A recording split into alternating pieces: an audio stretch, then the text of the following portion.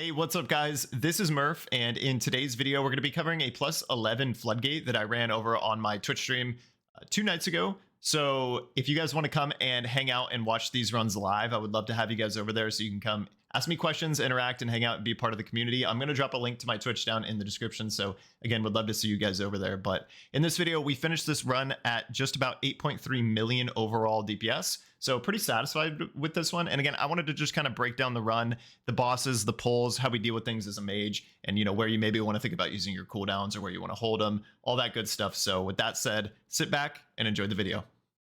So getting started in Floodgate, there are two main routes that tanks like to go. I'd say about 95% of the time, tanks like to cut through these mobs here up on the left, which is what we do.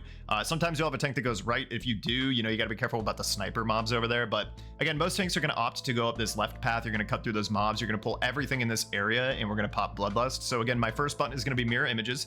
Throw out a Frozen Orb, a Blizzard, and then from here, dodge the Saw Blades on the ground and stack up your Death Chill. I would recommend going up to 15 on this pull. We're going to Comet Storm, Cone of Cold reset, Comet Storm again. We're going to throw out another Blizzard, Frozen Orb, and we're going to be using Glacial Spikes in the interim, again, between all of our other major cooldowns. As you guys can see in pulls like this, with multiple Blizzards down, we can get our Frozen Orb reset and be using it, every other global, if not every like 2 or 3 globals. So you're able to just kind of crank out Frozen Orbs. And as you guys can see, we're doing over 20 million DPS here.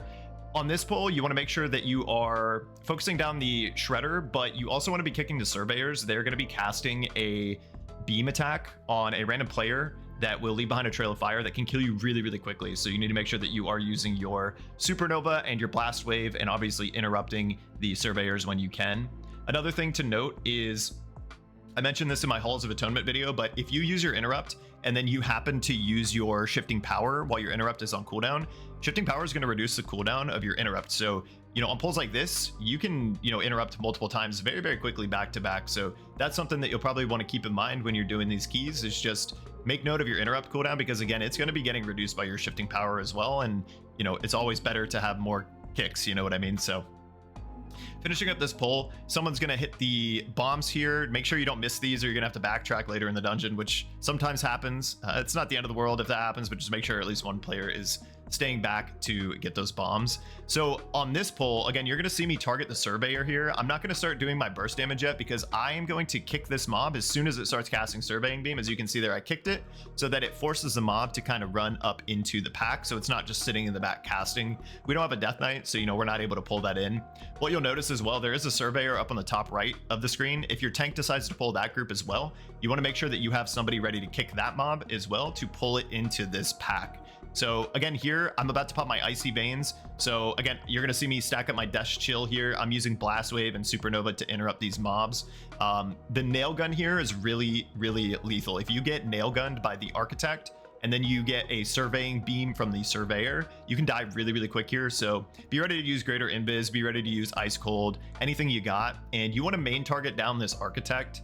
Just note that they are going to do a spell where they are going to build like a little Fortnite one by one, and they're going to jump on top, and they're going to take massively reduced damage. So when the Architect is up on their scaffolding, you want to make sure you're not, throwing all your big damage into them when they have a huge damage reduction. So right there, you can see they're casting Rapid Construction. Luckily, we killed it right before that cast went off. But again, when the Rapid Construction goes out, just make sure you're killing the scaffolding, and like, your Glacial Spikes, stuff like that. You want to make sure that you're sending them when they're not up on top of that scaffolding. All right, and moving on ahead from that pull, there is going to be another set of bombs back there. So you want to make sure one of the players hangs back and gets that. So again, you're not having to backtrack and, go get that. Swampface later on in the dungeon won't spawn until you blow up all of those bombs. So again, just make sure somebody gets those so you're not having to run back. So on this pull, you're going to see as soon as we kill the scaffolding, we are going to chain this pull into the next pull over here in the corner. So there's going to be double Architects. There's going to be double Surveyors.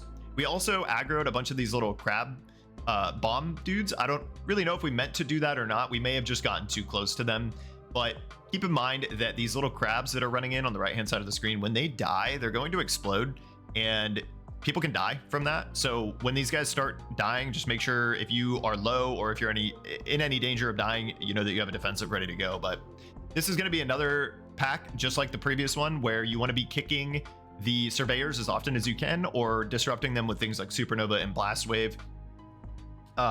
you know, and then while you are focusing on that, you want to main target down the architects when they're not up on their scaffolding, you know, putting your glacial spikes into them as prio mobs. As you can see, this architect actually was on scaffolding right there. We killed it really, really quickly. It can be killed with AoE and stuff like that. So, but again, you know, you're going to see me using Frozen Orb on cooldown, Blizzard on cooldown. When I have Comet Storm available, I'm going to be trying to shatter it with either Ice Nova or Frost Nova.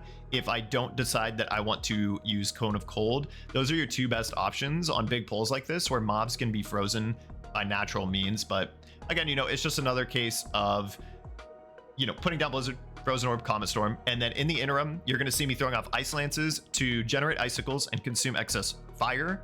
And then I'm going to be shooting out a bunch of flurries to not only get my glacial spikes to shatter, but I want to consume excess frost to reduce the cooldown of my Comet Storm so that I can send out as many Comet Storms as possible. Now, moving on up ahead into this pull, this is another really big pull here. This pull, I would say, is one of the more dangerous pulls in the dungeon if you're not prepared for the saw blades coming out. So, you know, obviously you want to have either DBM, bigwigs, something that's going to alert you when that cast is going off. As you can see in these big pulls, even with Plater, it can be hard to see all of the casts going off and all of the nameplates. So you want to have some sort of like audio cue or timer somewhere on your screen so you know when the shredders are going to be throwing out the saw blades, because you can very quickly die here if you aren't moving preemptively. So whenever the saw blades are coming out, you guys are going to see me start moving before the saw blade even comes out, so that, you know, I'm already in motion so that I maybe take one hit maximum. But here, you know, I did send my cooldowns here just to burst down this pack as fast as possible. I feel like the Demolition Duo boss is a lot more easy than Big Momma. So oftentimes tanks are going to go this way with the route. In high level keys, I'd say about 99, if not 100% of groups are going to go left over to this boss first, because you don't really need Bloodlust on this fight. Because if you are clearing all the bombs every single time and not getting hit by the frontal from the goblin, or if you're not getting hit by the charge and getting comboed by another ability, I'd say this boss honestly is pretty straightforward. And you want to have your Bloodlust for Big Momma because she has a damage amp, and I would say the Big Momma is way more lethal. So again, most tanks are going to be coming over this way. But what you can see here is when I got the bomb, I alter timed before I ran into the bomb, so that as soon as my healer dispels me and I take a big hit of damage, I can immediately alter time back and negate that damage, and also negate the knockup so that I can immediately start casting spells again.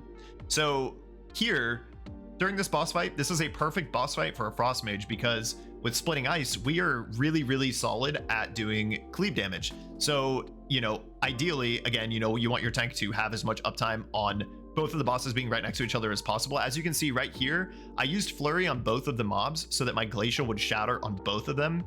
However, I got really unlucky and the Goblin mob jumped away right when I was sending off my Glacial Spike, so it didn't cleave, unfortunately. But one thing you can do here, if you have 2 stacks of Flurry or you have a Brain Freeze, and both the bosses are right next to each other, you can use a Flurry on both of them before you Glacial to make sure that it shatters on both targets. But again, this fight, really straightforward. If you think you're going to get hit by someone else's charge, you know, blink out of it.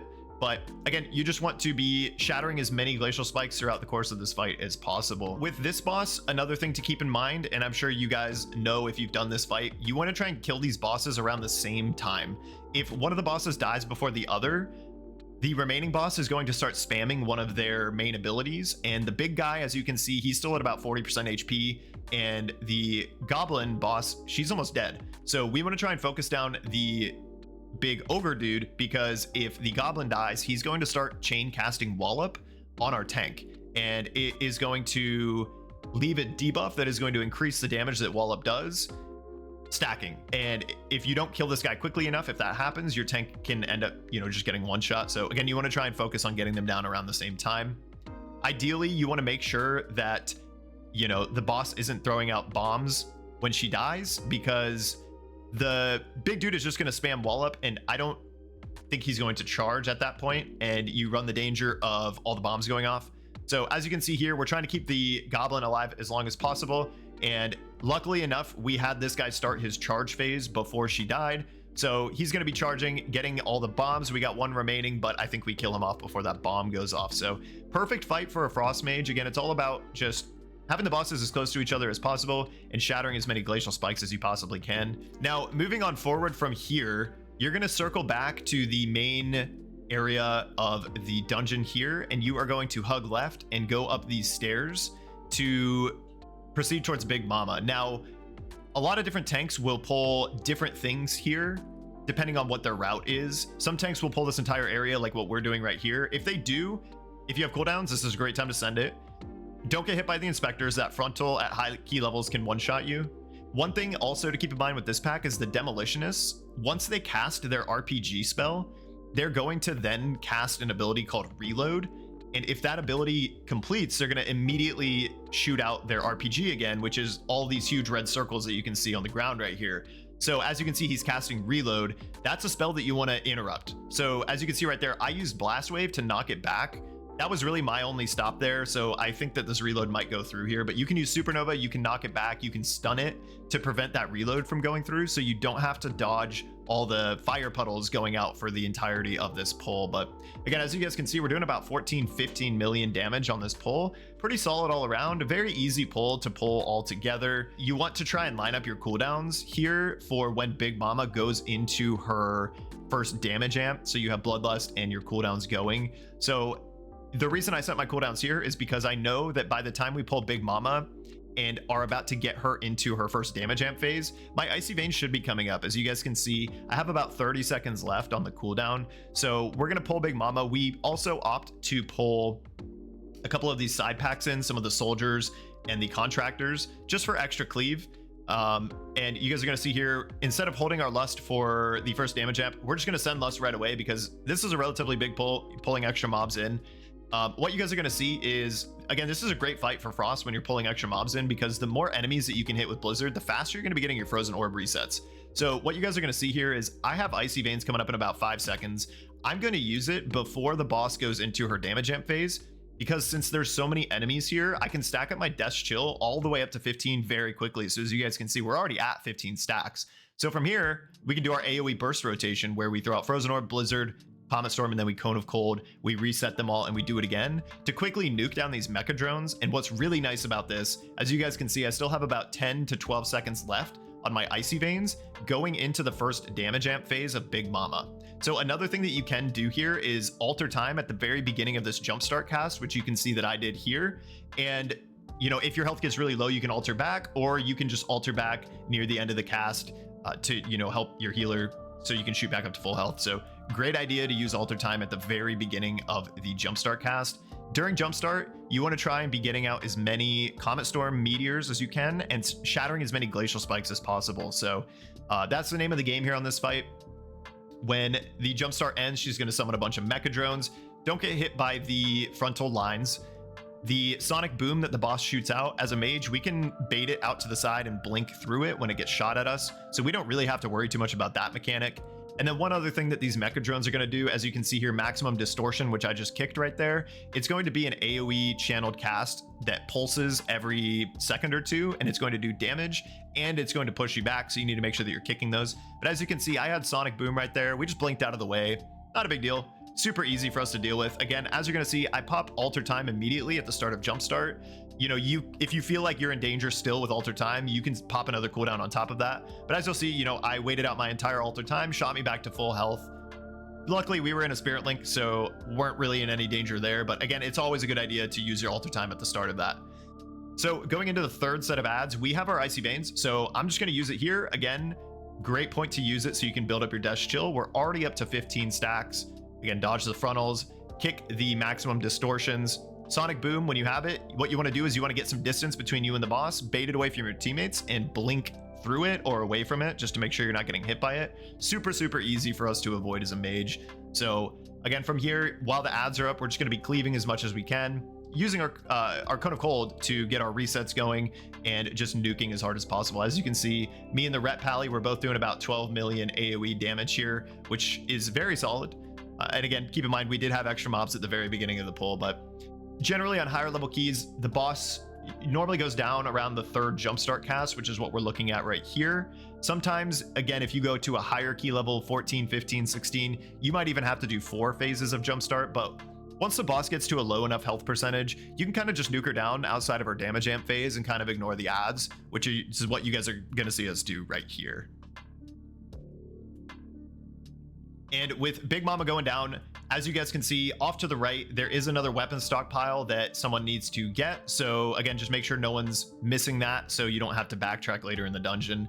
Here you're going to see us pull this entire side pack. I actually really like this pull because this is a very easy pull. The hyenas are going to do a bloodthirsty cackle ability, which I believe just kind of increases their damage done if they get it off. So you can focus them and kick them to make sure that that cast isn't going off so they're not just destroying your tank. Or you can kick the sniper's trick shot. I believe the trick shot is just kind of an AoE attack that they do, but it's just a pretty standard AoE pull here. Again, Frozen Orb, Blizzard on cooldown, Comet Storm when we have it, Shatter it with Ice Nova or Frost Nova. I do have my cooldowns up here. I have Icy Veins available. I think that I save it for the next pull. So one thing that you want to keep in mind with your cooldowns is, again, it takes a lot of time for our Icy Veins to stack up via our Death's Chill, right? You want to cast either 4 or 5 Frostfire bolts to get your stacks up. And by that time, if I had used my Icy Veins right there when it first became available, I probably would have only gotten up to my max Death Chill stacks right as everything is dying, and then obviously you have a lot of downtime between the next pull. So I opted to just hold on to my Icy Veins. I feel like it would have kind of just been a waste there if I had just sent it early. So this pack, again, pretty straightforward. The Demolitionist is going to be the one summoning those big fire circles on the ground.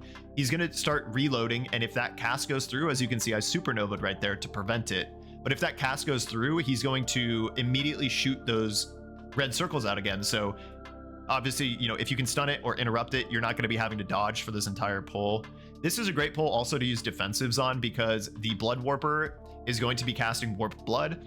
It does a lot of damage and it puts out a massive healing absorb on the group that the healer needs to heal through. So if you're able to help prevent some of that damage, just makes your life easier and your healer's life a little bit easier as well. So we're going to finish up this pull. We're going to hit the last weapon stockpile and then we are going to glide down to Swampface.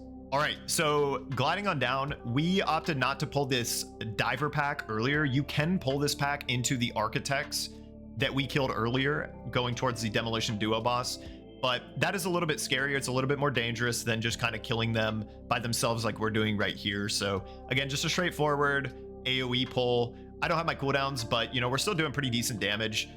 Again, what you want to focus on is Frozen Orb, Blizzard, Comet Storms on cooldown. And then when you have 5 icicles, you want to be trying to shatter your Glacial Spike. And then also make note of your excess frost and excess fire. Excess fire, you want to be shooting off ice lances to consume. It's going to be doing extra AoE damage and has a chance to give you a brain freeze. And when you use brain freeze, if you have excess frost, you're going to be reducing the cooldown of your Comet Storm. And again, like I've talked about in my previous videos, Comet Storm and in particular Meteor that comes from your Comet Storm, if you can make those shatter every single time that you use it, that's going to be one of your top damaging sources throughout the course of a key. If you look at your overall damage when you're done in a key, Meteor for me generally can be top 3 in my overall damage done. So again, you want to try and focus on shattering that as much as possible. So this pull, I opted to use my cooldowns here. This pull is actually very dangerous. If you guys aren't in comms and you guys aren't coordinating your stops and your kicks, if people overlap, these mobs can all start casting at the same time and it is a lot of damage. So you want to try and get this pull down as fast as possible. Again, you know, you want to kick the restorative algae. One thing to make note of is if the restorative algae goes off, it's just a heal over time they put on themselves. If you are talented into spell steal here, you can actually spell steal it. Or, you know, we have a shaman in our group, they can purge it. I believe demon hunters can also purge magical effects, but if you don't have a lot of purges or if no one in your group is purging, as you guys can see, I did forget to swap over to spell steal for this dungeon, but generally I do take spell steal in here just for that pull so that I can spell steal the heal so that that pull dies faster. And like we mentioned earlier, you need to get all the weapon stockpiles around the dungeon or else you cannot blow up the gate here to summon Swampface. As you guys will see, he's about to grab our poor friend Bubbles and wallop him into the ground and toss him to the side before we can start fighting him. Rest in peace, Bubbles. We won't miss you.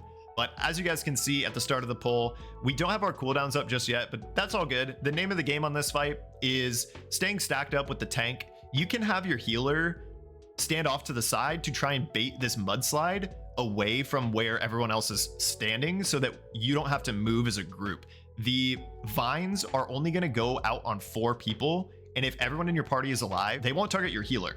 So your healer is free to stand on the other side of the boss if they want to bait that mudslide away. And the off chance that it points at them, again, you won't have to move. So the vines, again, they're going to go out on 4 players. You're going to be tethered to another player. If you get too far away from that player, you guys are going to pull each other to the middle of where your line is. So if you guys run the opposite direction during the mudslide, it's very easy to accidentally pull each other back into it and get one shot. Also, during the waves that are going out here during a wake in the swamp, it's very easy to accidentally pull each other into one of these waves. So just be trying to move around with your teammate as much as possible. This fight, very straightforward. It's just a single target fight. It's just going to be a matter of building up to 5 icicles and shattering Glacial Spike as often as you can. What you guys are going to see is when I get to around 3 icicles, I'm going to cast a Flurry because I have a chance for Flurry to give me 2 icicles. And if it does, I can immediately cast a Glacial Spike. If Flurry only gives me 1 icicle, I can Ice Lance to consume one of my Winter's Chill stacks and then Glacial into the remaining Winter's Chill stack. So I'm trying to just optimize around, as soon as I hit 5 icicles, trying to shoot out a Glacial Spike. It's not a bad idea to overcap on icicles if you do not have a Flurry when you get to 5 icicles. You can keep casting Frostfire Bolt to kind of bait a Brain Freeze proc. It's not the end of the world, but overcapping on icicles means that you're getting less Glacial Spikes out, and Glacial Spikes are where majority of your damage comes from. So you want to be trying to get that off as soon as possible. So again, if you make note of my icicles tracker, as soon as I get to 5, I'm trying to make sure that the boss has a Winter's Chill so that I can immediately shatter a Glacial so that I can start generating new icicles to get to my next Glacial Spike. Lastly, on this boss, during the waves that just ended, that's a great point to use Prismatic Barrier to help your group. You can use Ice Cold, you can use Greater Invis. If you are feeling brave, you can alter time it, but I opt to generally use alter time as a last ditch effort here during these waves because if you use alter time here, you got to make a very clear note of where you are going to be returning to so that you don't accidentally alter time back right in the path of a wave. So for that ability in particular, I opt to hold on to my alter time as a last ditch resort. But as you can see, the boss is going down. Again, it's just a matter of staying with the group, moving left, out of the frontal and dodging the waves, and Swampface goes down pretty easily. Okay, and entering the dam service tunnel. So they changed this area a little bit, so you don't have to fight bubbles anymore, but you do have an extra little pack that you need to fight. So most groups opt to just pull all of this together with both of the electricians. The electricians, you need to make sure that you are kicking the lightning bolt. The lightning bolt can wombo combo somebody. It can, both the electricians can target you, and it does a crazy amount of damage. So you can very easily get one shot here. So do whatever you can to interrupt, Supernova, Blast Wave, Counterspell. Just try to ensure as few lightning bolt casts are going off as possible. Also, the inspectors, they are going to teleport behind a player and do a frontal towards you with that purple frontal there. You need to make sure you're not getting hit by that. Also very lethal. You can disrupt those as well with things like Blast Wave and Supernova. So if you disrupt that frontal, they're not going to immediately recast it, which is really nice. But again, just a standard AoE pull here. We did use our cooldowns, and as you guys can see, we're doing about 13 million sustained AoE here on this pull, which again, I'm really happy with in the current state of Frost Mage. Being able to consistently do that kind of AoE damage feels pretty good. So as you guys can see there, I was casting a Glacial and the Inspector leaped behind a player. So unfortunately my Glacial Spike cast got canceled there. But again, that's just something to make note of. Those guys are going to be leaping around. So if you don't want your cast to get canceled like that, you might want to focus on one of the other mobs there just to ensure that, they don't jump behind you when you're casting an important spell. Now, moving ahead into this pull, this is another pull that tanks like to chain together. It's another double electrician pull. So again, make sure you're kicking, make sure you're interrupting, disrupting, knocking them up, knocking them back. On top of the jumpstart ability that the jumpstarter is doing, which is all of these electrical puddles on the ground, he's just going to be doing big AoE. So you need to have, defensives if you can during this. Ideally, I would recommend you try and save your defenses for the next pull. This one is still very dangerous, but the next one I feel like is a little bit more dangerous. As long as you're kicking the electricians here and dodging the frontals, you should be okay here. Just make sure you're not standing in the puddles either, because you can quickly and very easily get one shot by them. So again, just dodge. It's just, again, a matter of Blizzard, Frozen Orb, and Shattering Comet Storm. And when all of those are on cooldown, Glacial Spike on a main prior target. Another thing that you can do with Glacial Spike, if you are sending a Glacial Spike on an AoE pull like this where the mobs can be frozen, if you want and you have Ice Nova available or you're close enough to Frost Nova, as soon as your Glacial Spike cast is over, you can use one of those 2 spells to force freeze everything, which is going to make your Glacial Spike shatter on whatever mob it hits. Because in big AoE pulls, there's no guarantee that your Glacial Spike is going to cleave onto the enemy that you want it to. So if you just use a blanket freeze effect, like again, an Ice Nova or a Frost Nova, you can ensure that whatever your Glacial Spike hits is going to be shattering, as well as the Pyroblast is going to be coming out from our tier set. So this pull, again, this is a double jump starter pack, so a lot of AoE damage going out. This is a great time to use defensives, Prismatic Barrier, Greater Invis if you feel like your healer is struggling to keep everyone alive. But again, name of the game, just watch your feet and cleave as hard as you can on these two guys. Now, making our way to the final boss, I would say, honestly, I feel like this boss is pretty easy because as a mage, we can very easily dodge everything.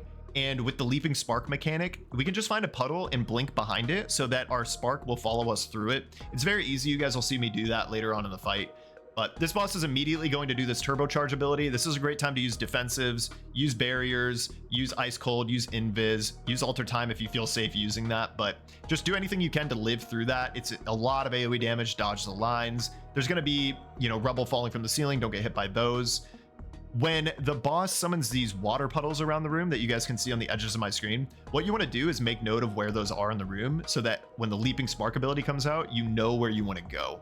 With that thunder shock ability that he put on me, it's just a very massive dot. So you want to make sure that if you have something available, use a defensive for that to help your healer. But as you guys can see right there, we got leaping sparks. So I just blinked behind a line of puddles so that my leaping spark will immediately just run into one of the water puddles and get consumed. So very easy for us to deal with this as a mage. Again, you can just find a puddle, blink behind it, and keep casting like nothing happened. You don't have to run around. Again, it's just a good thing to make note of where the existing puddles are on the floor so that it's super, super easy for you to deal with that mechanic. And then from there, it's just a repeat of the same mechanics. As you guys can see there, I use Greater Invis there to just kind of negate some of this damage from the turbocharge. Be super careful casting Glacial Spike. As you guys can see there, I cut it kind of close to getting hit by that frontal, but we got out. We didn't get hit. Again, another set of waves are going to be coming out. Thunder Punch on the tank. Obviously, you know, you want to make sure your tank isn't getting hit off the map. I've actually seen that happen a couple of times. Make sure with the Gigazap ability that you aren't standing too close to one of these pools of water when it goes off as well, because if you are and that Gigazap hits you, you're going to get stunned on top of taking a ton of extra damage. But again, leaping sparks go out, so I just blink through all the water puddles in the middle of the room, and you can see my spark just immediately went into one of the pools. We're not having to waste time run around, and you know, we're able to just keep casting on the boss. As you'll see right here, I have the Gigazap on me, so I alter time it, and I just am monitoring my health. As soon as I notice I'm under like 50% health, I'm gonna alter time back just to help the healer out. You know, great spell to use in this fight. Again, if you want to use alter time during this turbocharge, just be really careful because you might alter back into one of these lines. So you just need to make a very clear mental note of where you're going to be pulled back to during this turbocharge. But that is a great spot, again, to also save your Prismatic Barrier for, just again, to help your healer out.